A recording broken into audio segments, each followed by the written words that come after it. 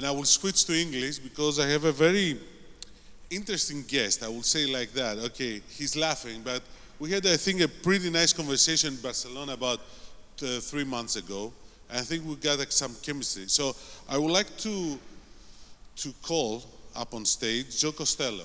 He will talk what he is. He's on the. We have said that you are part of Acromove, okay, but more like before that. I will come over there. Yeah. Okay, so we have the table. But for those that don't know Joe here, he's one of the first people, I would say, that you were doing startup entrepreneurship before startups got the hype word, okay, like that. So, and I'm really interested in to tell us a little bit why you're investing in 5G now, why in Greece. Also, 5G in Greece. You're investing in a Greek company that is doing something. We'll talk about that afterward. But let's start with that. First of all, tell us a little bit about your background. Why do I have you here? Yeah. So I got started, like many people, accidentally. So I went to graduate school in Berkeley. Okay. I was a physicist, right? And so I wanted to be a physicist, a professor of physics. In theoretical physics. Unfortunately, there weren't any positions open for theoretical physics, so I had to do experimental, and I knew nothing about electronics. So it was in Berkeley, so I took a summer job down in Silicon Valley. The summer job lasted 2.5 years because this is when the modern microprocessor was developed. And I got so excited about that I spent longer than I should, went back to Berkeley, but I had the bug. That's how I got into Silicon Valley, started in the semiconductor industry, and then became an entrepreneur. Yeah, and you were part of Cadence, if I remember correctly, yeah, and some other companies that were very successful. I know that you don't want to brag about yourself, so I'm not going to do that also. But I can assure everybody here that he's part of the enterprise of the Silicon Valley ecosystem. Okay, I've seen that lively. Yeah, I mean, just for that background, so my boss at National Semiconductor started a company in electronic design automation, software that builds chips. I became the first CEO of that company called Cadence, in 10 years, we built it to be $1 billion software company. In those days, that was wild to do. That was a unicorn before the unicorn. Before the unicorns, and I was also on the board of Oracle at that time. Larry Ellison was on my board, so it was in those days. Okay, so how excited are you about the 21st century in terms of how digital technologies have changed the landscape of our everyday life? Back in the 90s when you started, it was a lot different than now, so how excited are you? It's more exciting. I mean, that's the thing to me about technology that's incredible. You know, no matter what's happened to date, it's better. It's happening faster, and there's more, it's more exciting. And I'll put this in perspective, very interesting to think about. The internet, one of my companies provides internet services, right? Today, if you think about it, internet is an absolute required service, utility for people, just like water and power. You can't hardly survive as a citizen of this world without internet. It's only 20 years old. So it went from nothing, it didn't exist, to an absolute essential service in 20 years. That's the fastest that's ever happened. The only problem is that you need power in order to have internet. That's the only problem. But that's the foundation. Yeah. But so things are happening faster and faster like that. Then think about the iPhone. The iPhone took 10 years from the first time there was an iPhone till you can't live without a mobile phone. It's happening faster, and the significance is greater and greater how it's changing our lives. So it's accelerating. That's what you're saying. Digital technologies are accelerating their impact in our everyday life, both in business. Exactly. And the next 10 years is going to be even more exciting. Why? Why? Core technologies, and I will say, it starts with foundation things. If you look at how these other things happen, there was a lot of foundation that was built. 2 really critical foundation technologies for the future right now, absolutely fundamental for us and for our children, is going to be fiber optics, which we talked about a little bit here, absolutely critical. It's the backbone. 5G and this extension, if it gets to 6G, that's, the fiber is like the backbone. The peripheral nerves are like the 5G and 6G. That's what allows it to actually get to all the devices that need to be done. Those 2 things are fundamental. But those are they're enabling technologies. Without them, nothing will happen. That's great. But once you have those two levels of connectivity, marvelous things can happen. And I will mention two that I think are the ones that are going to be most phenomenal. You know, people talk, and we all talk about AI/ML. I want to explain to people, AI/ML is far more profound than everybody is thinking today. Far more profound than everybody is thinking today. And I'll tell you why. It's that. Yeah, I was going I'll to tell ask you why it's far more profound. It is going to launch. And I'll remember the moment it happened for me. There was a time, 2017, when the Google DeepMind actually beat the #1 Go champion, right? That happened in 2017. This guy, 19-year-old kid, was perhaps the greatest human Go player in the history of mankind, and DeepMind beat it. And right at that point, I said, there's a transition. And it's a transition in a different level that happened in the industrial age. The industrial age got spawned and completely changed the human civilization and universe when machines actually could do more than men, and you could build more and more machines to make that happen at a faster rate. That's the fundamental thing about AI/ML. Now, computers can do more than man for sure, 100% true. And this is the beginning of what I'll call the cyber age. It will be more profound than the industrial age is, and it is starting right now. That's going to get going at an incredible pace, and it will change our universe like no one can believe. But it's a change also for good, not for bad, because a lot of people feel bad about that. Every technology can be used for good, for bad, like anything with human beings. You can use it for good, you can use it for bad. That's the truth about all technology. It's how humans decide to use it. It's how humans decide to use it. I totally agree with you. So, talking about 5G, because we're here about 5G, what is 5G for you? How could change our lives? You said it's the peripheral, okay? The peripheral nerves, right? Yeah, peripheral nerves. Again, the fiber is the best communication technology. Our grandchildren's grandchildren will still be using fiber, right? You sure about that? I'm absolutely 100% sure. The actual bandwidth available in a fiber is mind-blowingly bigger than what we're tapping today. We're only limited by electronics. The electronics is too slow. In fact, the truth over the next 10, 15 years will move to optical computing because electronics are too damn slow. So that fiber is going to be a core backbone. However, fiber is a fixed thing. It's a physical thing. It doesn't work when you have mobility involved. And mobility doesn't mean I'm moving around with a mobile phone. It means any place where I can't have a fixed fiber in any kind of robotic, IoT, etc. So the 5G part of it is absolutely critical for the high bandwidth communication connectivity that links it to the actual objects that need that kind of data. And that's why 5G is super, super critical there. Now, what makes 5G interesting? Everything that was said is, there's truth to it. I'm a physicist by heart, at my heart. And physicists, they cut through all the bullshit, right? There's a lot of bullshit about 5G and details about 5G that are important, but what's the essence of it? A lot of 5G, what really happened, it's an incremental change in a lot of the core technologies to give higher bandwidth. One of the most important things that happened with 5G is more bands, and some of the things that the governments have been doing to create more bands available, that's changing with 5G more than anything because there's more bandwidth available for communication. But the second thing that hasn't happened yet in 5G, which is most profound, is the data side of 5G. The idea of 5G was intimately linked when it was built to edge computing. Yeah. That part has not happened yet. There's a lot of talk about it, but that part hasn't happened. And that, when you get that edge computing going, that's what's really going to change the world, because that's when you're going to see some of the payoff of things like this AI/ML. So this is why you invested in a company that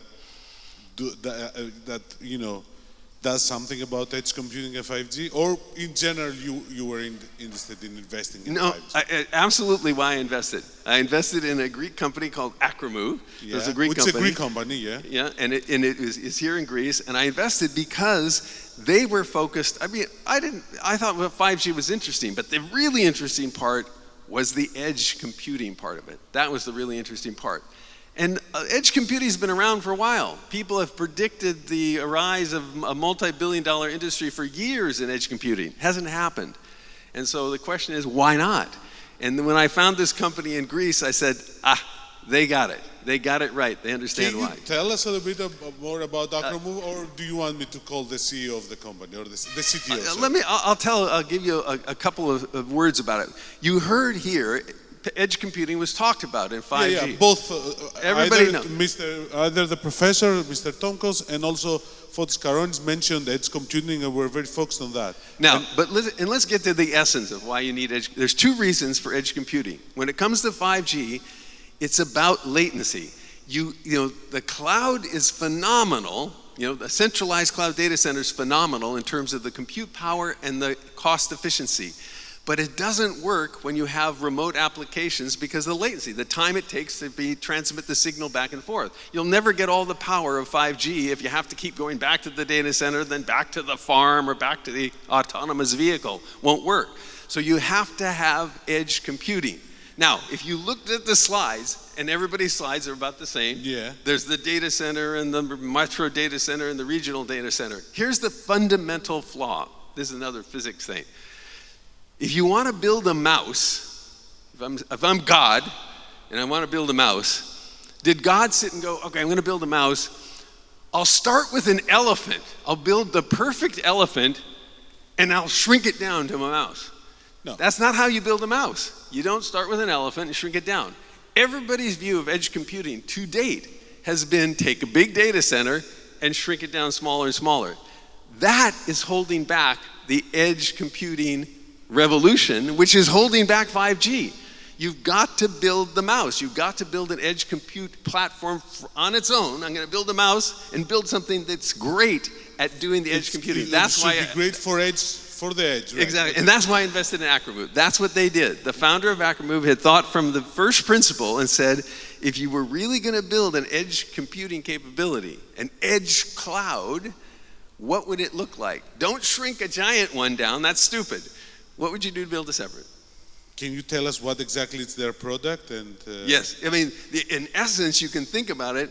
It's a single box that is a complete data center, hardware and software, that looks just like an Amazon capability as a user. I log into it like an Amazon, but it's shrunk down to a tiny little box. I don't have to have no dependencies. I don't have to build my own outside infrastructure. I don't have to have people services. One little box, I plug it in, I connect it to the network, and I have an edge data center, edge cloud. Vangelis, did he tell it okay? Do you need any clarification about that? Vangelis Agilopoulos is the CTO of Acromove. He's perfect, yeah, I'm sure about that, that's why. Okay. He's also the investor, so you should be careful. Of course he's going to say that. Yeah, I know. What? But you really tell that. Okay, I understand that, and it's perfectly moving, and it's really nice that we have some green companies in 5G. We wish we have more. Also, we have some other players afterwards that are going to talk about applications. Okay, this is hardware, but also we're talking about software, and Fotis was saying about that.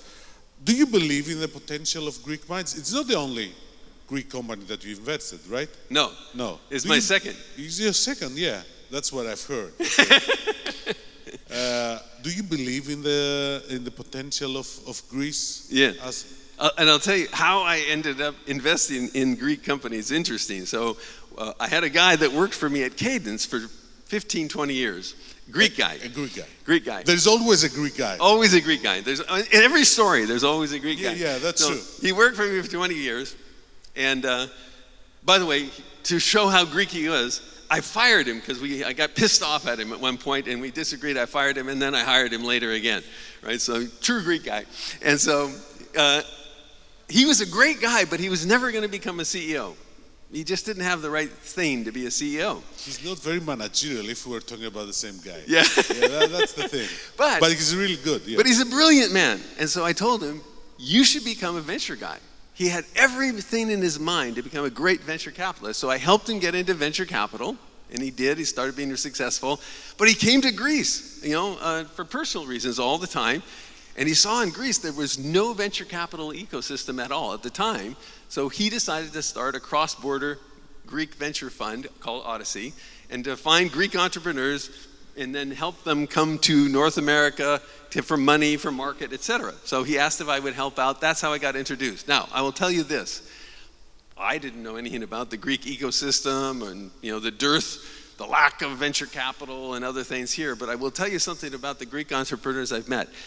They're top notch. I am not shitting you.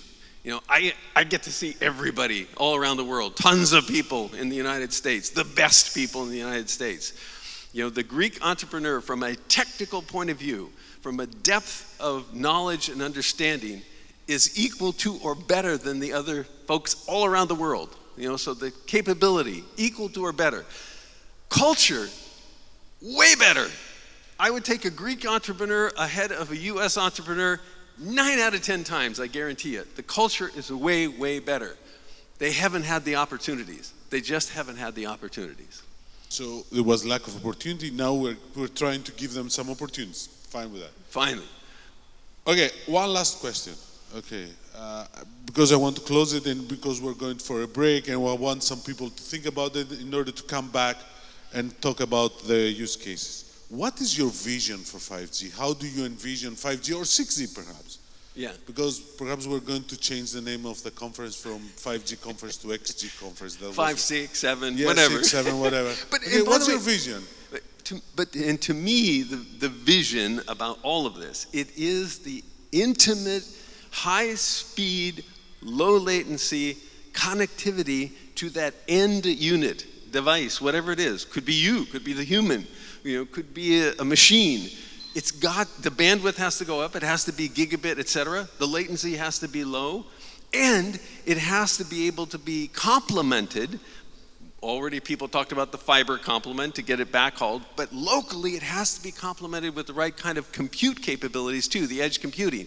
You put that together, crazy stuff is going to happen. I guarantee you, crazy interesting stuff. Everybody, if you really think back about it, iPhone, if you talked about the iPhone and the capability of something like that in the year 2000 when the internet first came out, people would think you were an idiot, like a raving lunatic. In 2007, it appears 10 years later, it's taken over the world. That kind of thing is going to happen here. And one area where it's going to happen is, I guarantee you, one interesting area that 5G will enable and AI/ML will enable, a better user interface, human interface. Our human interfaces for the internet and computing suck. They're terrible today, if you think about it. They're terrible. Huge amount needs to be put there. And think about this for 1 second as a food for thought. The biggest problem with human beings, we are I/O limited, right? For those who aren't more technical, our input-output is terrible and inefficient. Think about it. We spit out a sequence of 50 phonemes sequentially. That's our way, and we listen to those. That's how that's our primary I/O. Gets a little faster if we read, information. We can do better. The I/O can get better. 5G will be one of the key enablers of the thing that will radically change the human interface with machines, and machines are taking over the world. So if we want to play in the cyber world, we better up our I/O interface. Machines taking over the world? Okay, that's fine. Okay. Thanks very much. That was a really, really interesting conversation. Hope to have you another time as well here. Hope to you will stay in Greece for a couple of days, I hope. I'm here for a couple of weeks and maybe back again. I love it here. Or perhaps you're going to invest some more, I don't know. Yes. Okay, thanks very much.